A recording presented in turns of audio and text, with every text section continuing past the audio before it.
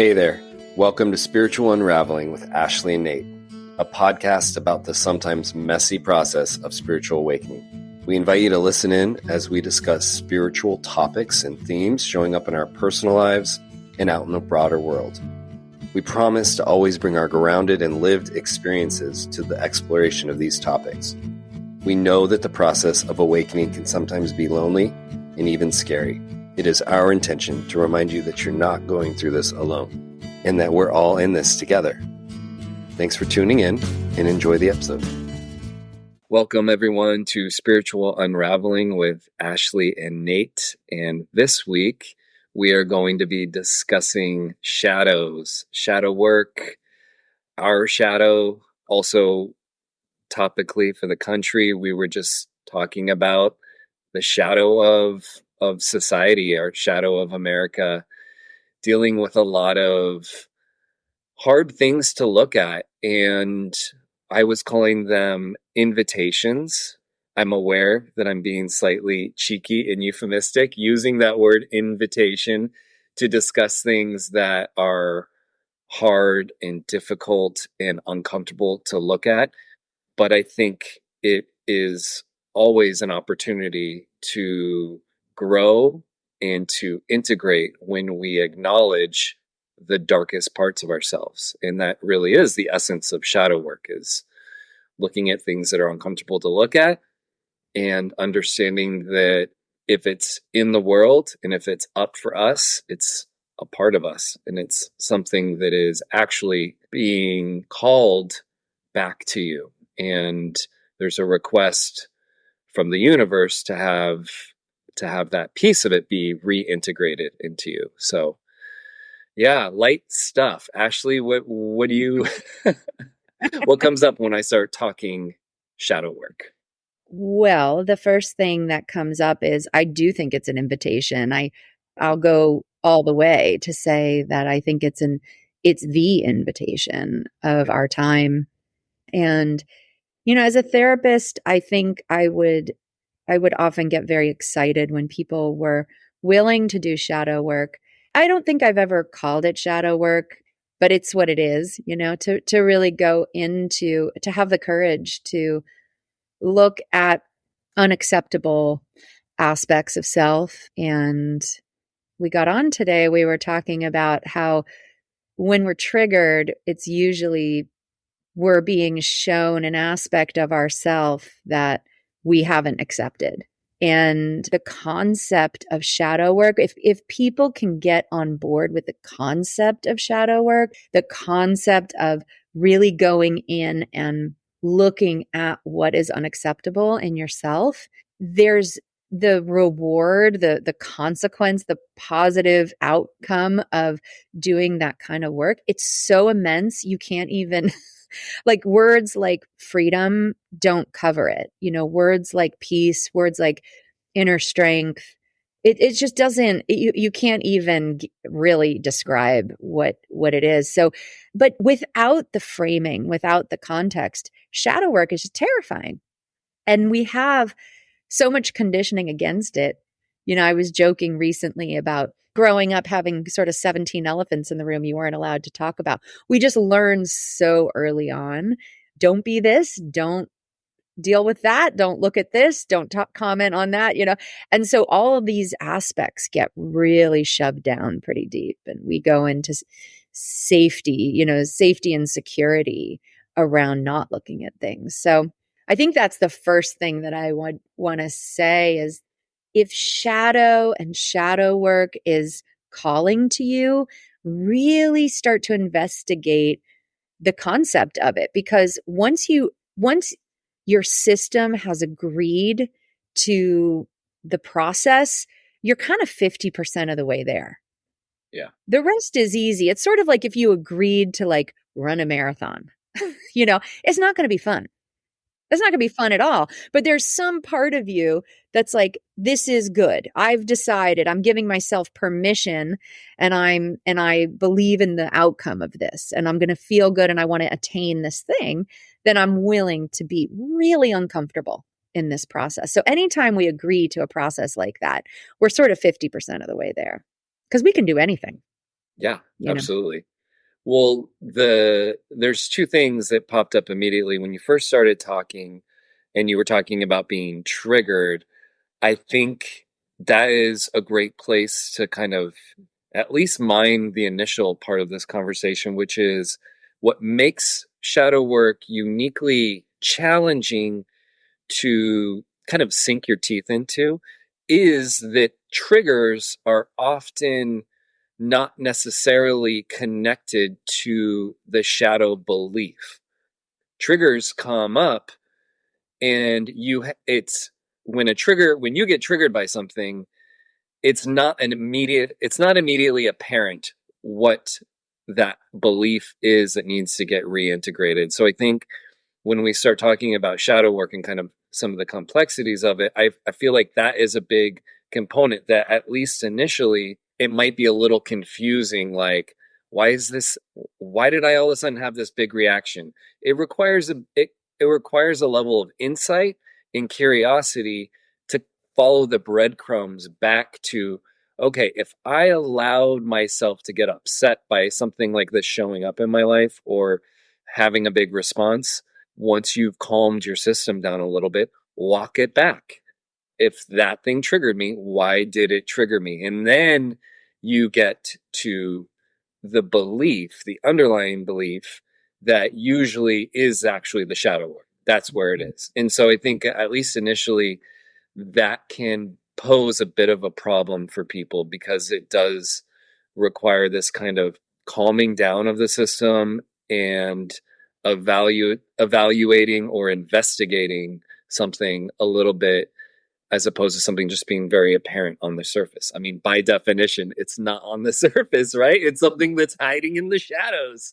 Totally. And then the other piece that I just wanted to mention too, in terms of, so that's part of, I'll give you both sides of it. That's the difficult part, but I think the compelling aspect of it, which you also alluded to, is when you have the buy-in to do the investigation and to kind of go down that road, we have we can leverage the parts of our brain that really like to find things out, like leverage I said investigation and curiosity. I kind of use them interchangeably, but I would say curiosity is probably the better word in terms of how do we work with our psyche and give it some nicer language, like the invitation was a nicer language than a trigger.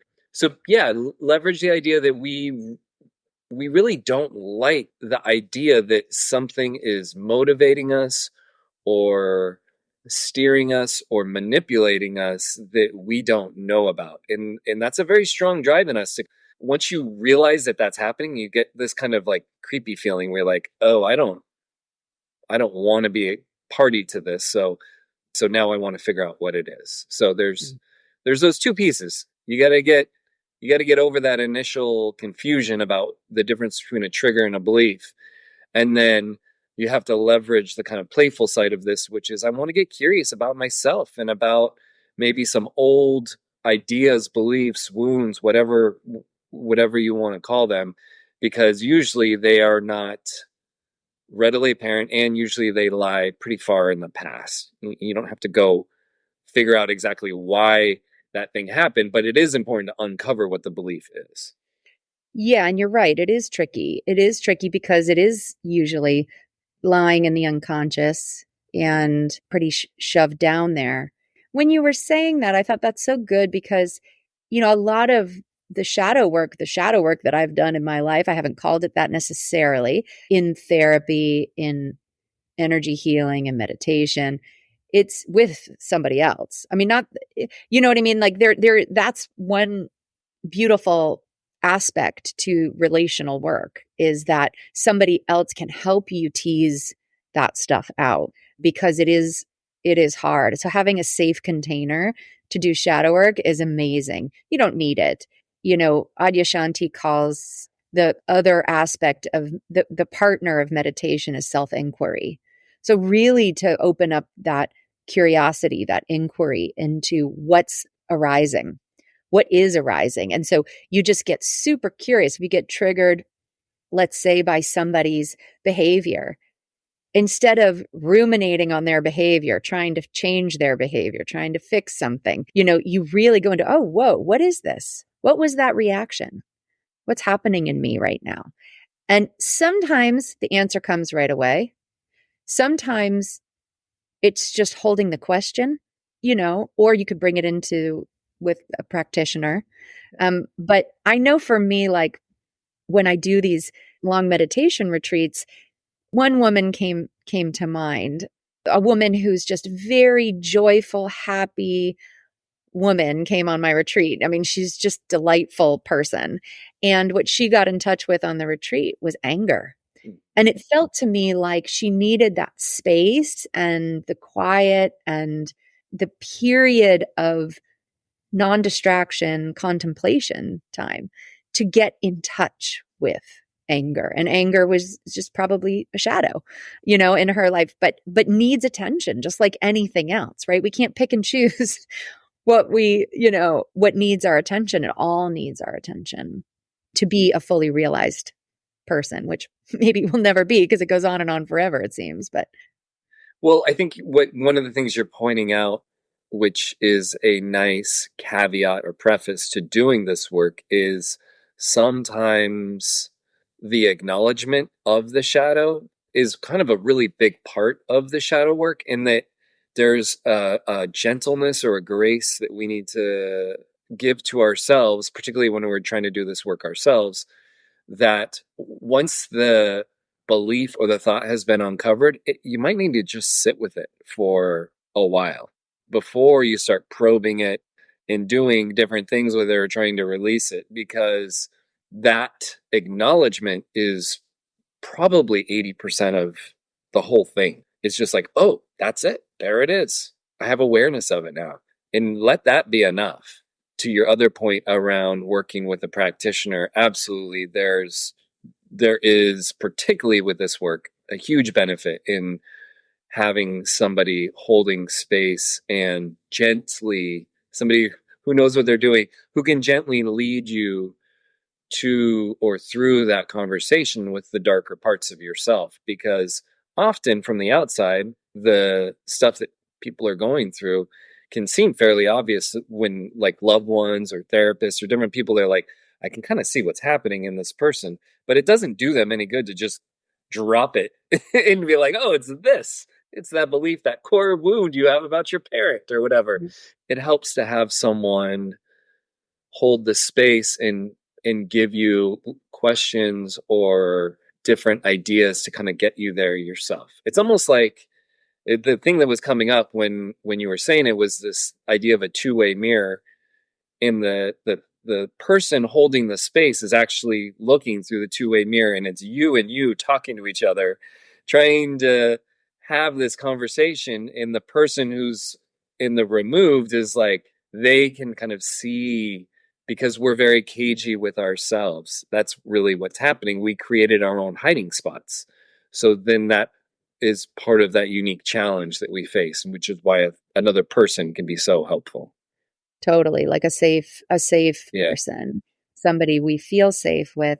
And then what happens over time is you develop that inside of yourself. Mm-hmm. You develop a sense of safety, that and a willingness, just the having, I think that's what you were sort of pointing to, is just this willingness to see. I'm willing to see what hasn't been seen.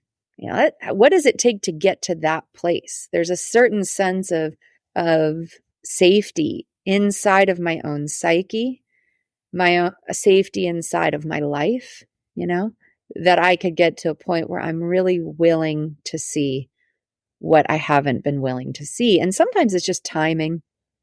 That's why we don't need people to, if somebody did drop something, you'd be like, well, that doesn't sound right. If you're not ready, It'll just bounce off you. Right. So I think I think that why I was saying it's sort of what was I saying? Something about like, it's an invitation, but it feels like the invitation right now. Mm-hmm. Because of just this crazy judgment and divisiveness in our culture. Yeah. People are just sort of operating in a triggered state, a lot of the time, pointing fingers at the other side, or, ways of being, behaving, thinking, operating that don't feel good, that don't feel, that are triggering. Yeah. And so we're in this major opportunity to look at our own trigger, our own division, our own judgment, our own hate inside of ourselves. And I think the path is probably something, the invitation to what? And I think the path is like self-realization, self-acceptance, wholeness.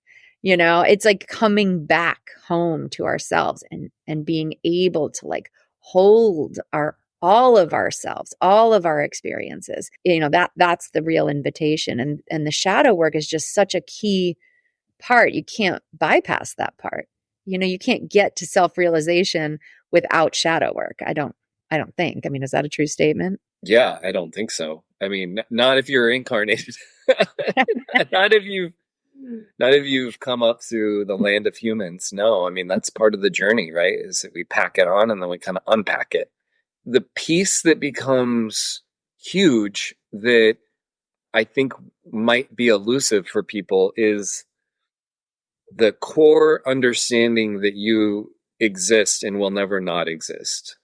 In that anything that comes up around the shadow that feels like a threat to the psyche, those are all actually just kind of like superficial illusions of a limited life, of the ego, really, and of a structure that the psyche has formed to try to make sense of this. But when you can bolster yourself through this kind of I am that I am, I exist, I never won't exist, then you can get a lot more playful and light and curious about the shadow stuff, and it becomes a little less threatening. And I think when people are moving into this place of real extreme judgment, particularly in our country, I'm going to do a little digression really quick. My daughter is in seventh grade and she is learning about the formation of the 13 colonies and learning about colonization and British people coming here and starting the first kind of the roots of it. And in part of that discussion is a discussion about the Puritans and the Quakers.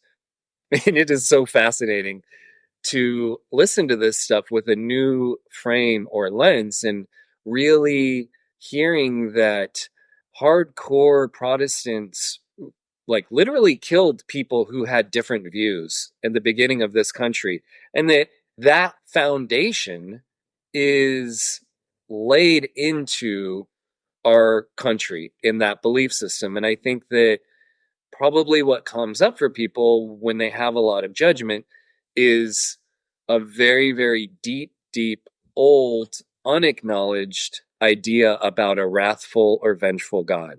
And this was talked about in one of the books you recommended to me, and it's this monk calls it the God-shaped wound, or I can't remember what it was, but it's this idea that there is a Abrahamic bearded judgmental God who is going to look at you and he's going to send you to hell if you do bad things and you go to heaven if you're a good person. And that is kind of like dismissive as like us in the spiritual new age world can kind of be about like, oh, that's kind of an arcane way of looking at religion and whatever. A lot of people still very much believe that, have that internalized. And if you take that as a core belief and you start extrapolating out other beliefs, you soon realize why people are judgmental. People are doing all of these things that they think make them feel safe because they feel eternally threatened by what's happening. And so I think we can't move this conversation to that broader kind of political, cultural lens without acknowledging that one of the biggest shadows that we're all working with is the fallacy that we're going to go to hell if we do this wrong.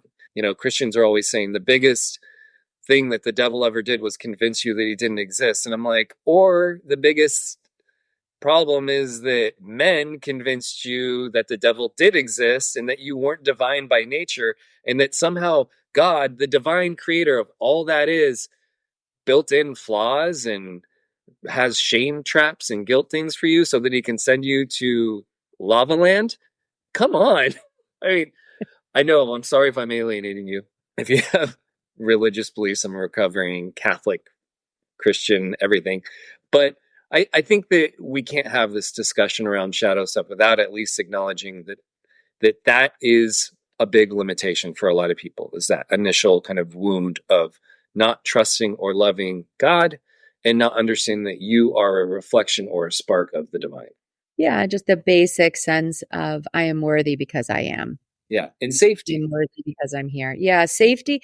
I was thinking safety and shame Yeah. are the hardest ones to penetrate. And that's why I would come back to, however you do shadow work needs to be in a really safe container. And it may take a while to build a safe container, whatever that is, whatever that looks like in a relationship with a practitioner or with yourself, Yeah. just in your own practice, in your own life. But I think it's our birthright. It's our birthright to come back into that original worthiness, that original I am that I am. It's like it's the truth. And when people touch into it, meditation retreat, or they touch into it in any given moment, it's like this remembering, this coming home experience.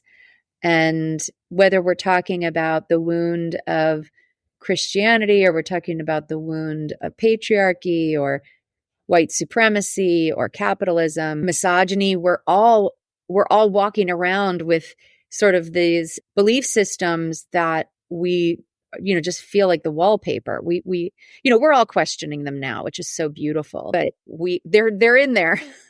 They rear their heads. And so this and shadow work isn't like, oh, you get one, you see something one time and then that's it. You work with it and it's layered. And you know I often in therapy, people would say, but I thought I dealt with this. It's like, oh, it's infinite. Yeah. These things, they go, they sort of have these depths and layers to them.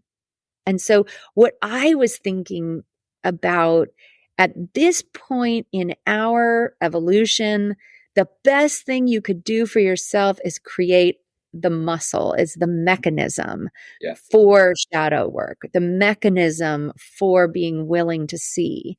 And for me, that's felt like courage and humility, this kind of combination of courage and humility, sort of discovering that in myself, those are prerequisites to this mechanism, to this muscle development. And then you sort of open the floodgates, and the floodgate of shadow work starts to get exciting. I think you were pointing to this earlier about, using that part of yourself that's really interested in knowing things, right? Well, this floodgate opens, and it starts to become exciting to use this mechanism for evolution and self-growth. And this thing that I was talking about freedom and inner peace and inner strength, and I don't know what other words we could pull out, but it doesn't quite touch it, does it? It doesn't quite, but it keeps you going.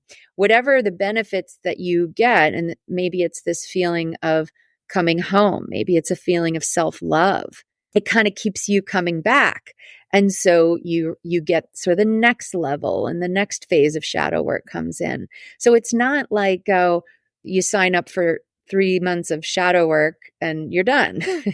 It's actually the opposite. It's like developing a new way of being in the world, which is I'm open to knowing what I haven't known. I'm open to seeing what I haven't seen. I'm open to healing what hasn't been healed all the time, forever. Amen. Yeah, absolutely. And that's an important piece. If we don't have a limit or an expectation on like passing the shadow certification exam, like I've released them. I got my diploma right here. It says my shadows are all taken care of. If we don't have that expectation, then it builds in again that level of playfulness and curiosity, and lets us off the hook in a way that can make shadow work again, yeah, very, very playful. And you were mentioning humility, and I'm not sure what the other word was. Humility and Courage. courage. Yeah, absolutely. And I also think we'll just insert in there grace, and grace that we can bestow upon ourselves in not thinking that we need to get it all done at once, not thinking that anything needs to get done, and just being so gentle with this process, because it is, at the end of the day, it is some of the most tender work that we can do with ourselves or facilitate for someone else. It's like, yeah, there's such profound energy locked into some of these old limiting beliefs, and they're often, they haven't seen the light of day for a really long time. And as we're talking about our country, there's like a really big difference between acknowledging through textbooks and different things around that highlight racism or that highlight patriarchy or the problems with capitalism. That's one thing, but that's not the same as really integrating and acknowledging that those things weren't just things that were foisted upon or experienced by other people, but they're things that scar the people in the psyche of the land, of the people who were also inflicting it, because we are all connected. And so there's this real sense that's like, it takes more than just lip service. There's a real acknowledgement that we're in the process of right now. And I think certain characters and movements in this country are just bringing a lot of the hardest parts of our country, of our America, as kind of this thing, this amorphous thing, this conglomeration of thoughts, people's beliefs, all these things. This is the time of our shadow. I mean, we really are given this really big invitation right now to move into a place of really looking at everything and accepting that all of these parts of us are true. The good, the bad, the ugly. And the only way through this is through acceptance, acknowledgement, integration. And I think really, as much as it's difficult and it's probably hard to hear in post what could feel like a devastating election for some people, just trying to move to a place of non-judgment and just looking at everything and allowing it to exist. We can have preferences. There's nothing wrong with preferences and saying, well, man, I really would prefer for things to get better. But that should not be, that can't exist. How dare that person? Literally thinking that someone should not exist, like, i.e., that person doesn't deserve to exist or live. These are things that I'm hearing out there in the zeitgeist, and it's very shocking to me, this level of confrontation with these harsh truths and then wanting to just like kind of obliterate them. And I think the reason you and I are compelled to have this conversation right now is the idea that there is a big invitation right now to look at the darkest, hardest parts of our country and to just allow them to exist, because guess what? They do. They're here. Totally. They're in the room. Totally. And it's almost like that compulsion to hate, to judge and to hate is a resistance to looking at your own internal grief or fear or judgment or self-hate or whatever. I love this one comedian who talks about homophobia as unprocessed grief, transphobia as unprocessed grief. You know, they are just so beautifully pointing to something with so much compassion.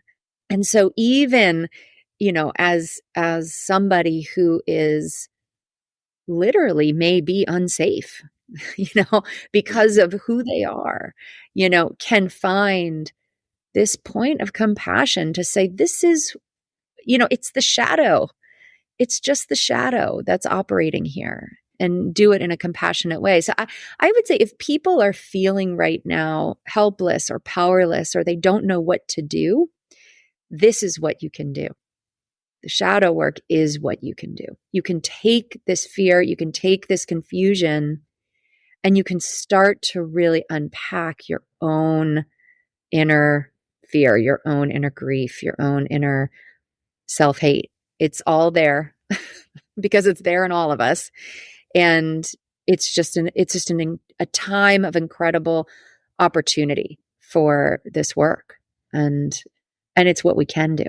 Because Yeah. it doesn't feel like there's a whole lot we can do right now. It feels like, yeah, there is a lot of confusion right now.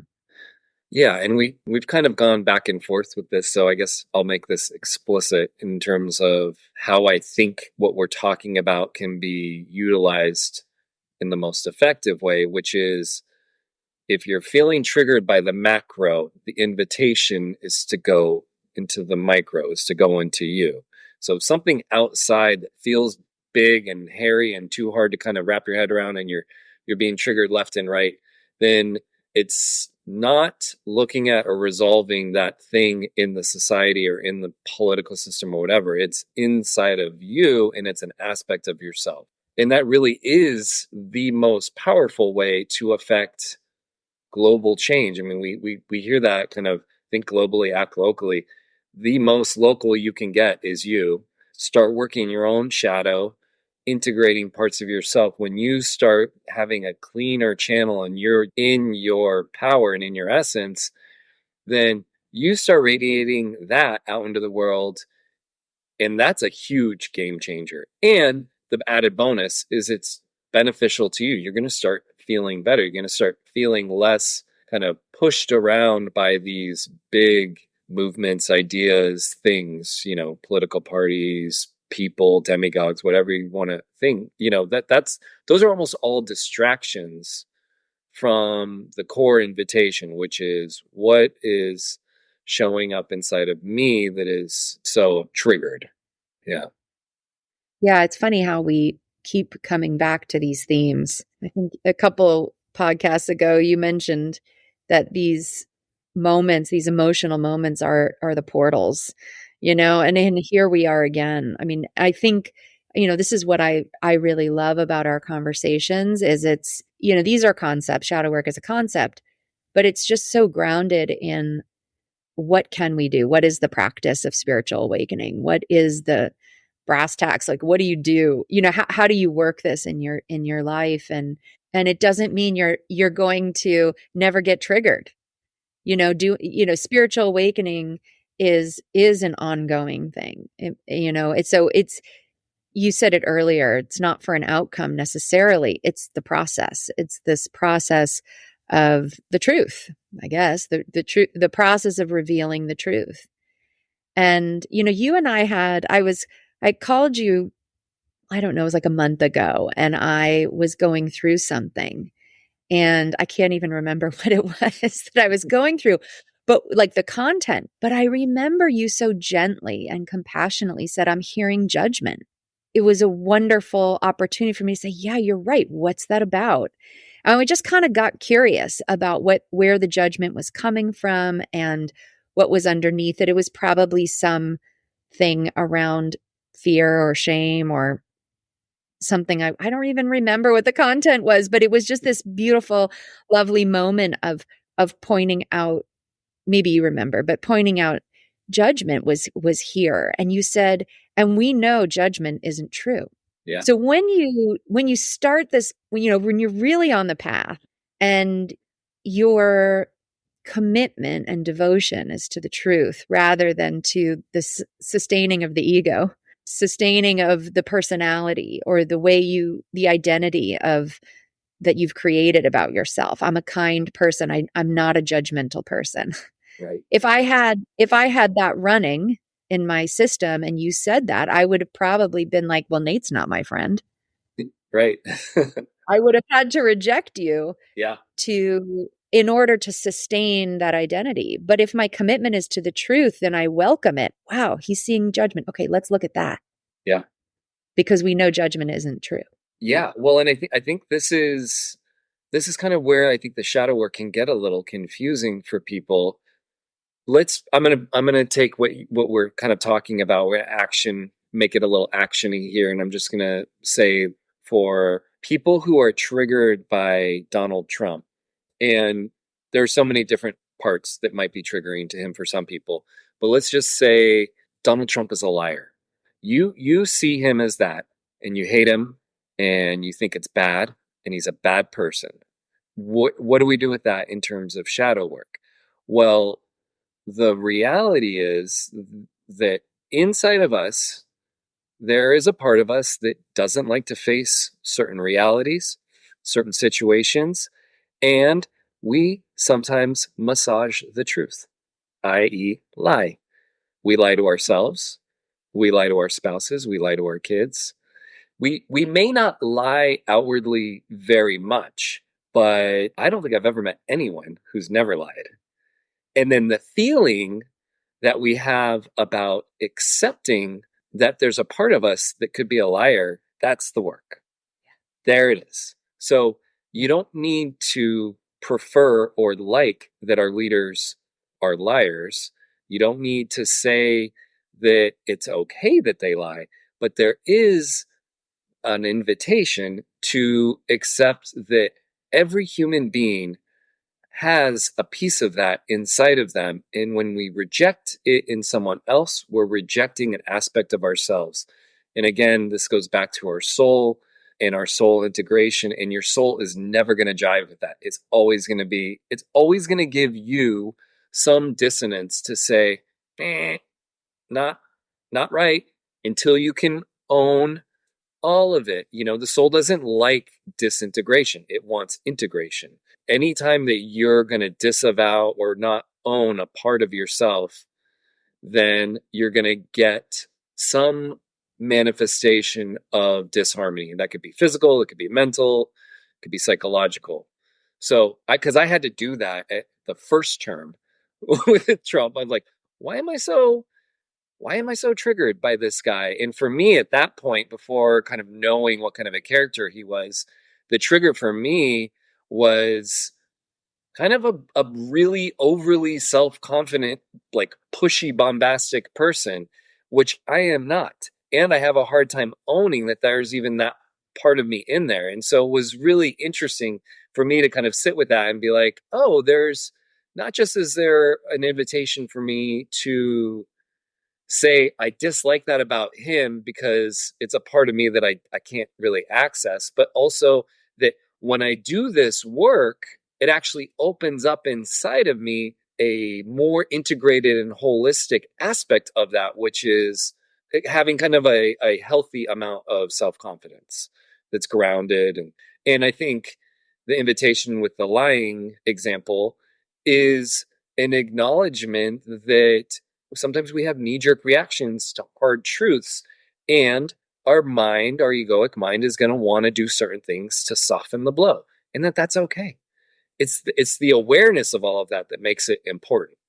Yeah. Totally. Oh, you just said so many good things. I so appreciate what you just said about that kind of overconfidence or whatever. It as a man, right? Because I hadn't actually thought about men really being triggered by that. I just hadn't thought about that. I know for me, my experience with the first term as a therapist was just this like wave of women processing sexual assault, wave of women processing misogyny.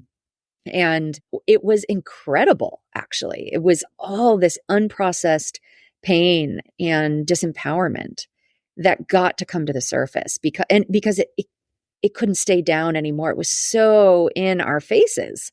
Sexual violence was so in our faces. And so there was just this incredible opportunity. I mean, whatever you want to say about Trump, I do think he gave us Black Lives Matter and Me Too, and I was so just going to much say, else. that's amazing, right? It's absolutely incredible. And just the fact that all of this has happened in my lifetime is I think it is such a gift. So, it's hard to look at this stuff in the face. It is hard to process it, especially because we were raised to not look at it. We're so conditioned to shove it back down. And so I think we're doing this gentle invitation, to say, it's time, it's here, and it's okay. And you'll get what you need in the time that you're ready to process it. And you'll never get more. You'll just never get more. It's actually a beautiful unfolding of realization. Shadow work is, I think, something that you can really trust if you're doing it for real. I guess if you're doing it for the right reasons, and It's almost like if it's not uncomfortable, it's not real. If it's not uncomfortable, you're probably not getting there, because it should be uncomfortable. That's the edge, that we're having that willingness to go to that edge and be uncomfortable and start to develop safety in your own psyche for this type of work. It almost ends up feeling like a superpower in a weird way. The thing we've avoided the most ends up feeling like, now I can do anything. If I can do that, if I can face this, if I can face that, if I can get through the shame of this or that, there's this freedom and inner strength that is unlike most things, Absolutely. There you go. So that's the invitation. Claim your superpower through shadow work. Yeah. Yeah. Just know that no matter what gets unveiled or revealed to you, it cannot destroy your essence. It is, and that, I think that's the superpower, right? That's the unlocking that you're talking about, is this thing no longer holds power over me, and I am powerful, and I'm more powerful when I acknowledge and integrate all these parts than I am when I keep myself cordoned off in little bits and stuff that's unsafe to look at, Yeah. I mean, even just thinking back to that example of being able to acknowledge that judgment, think of the two roads, the two paths that unfold from that moment, right? If I couldn't handle that and I rejected it, that's one path and it looks one way.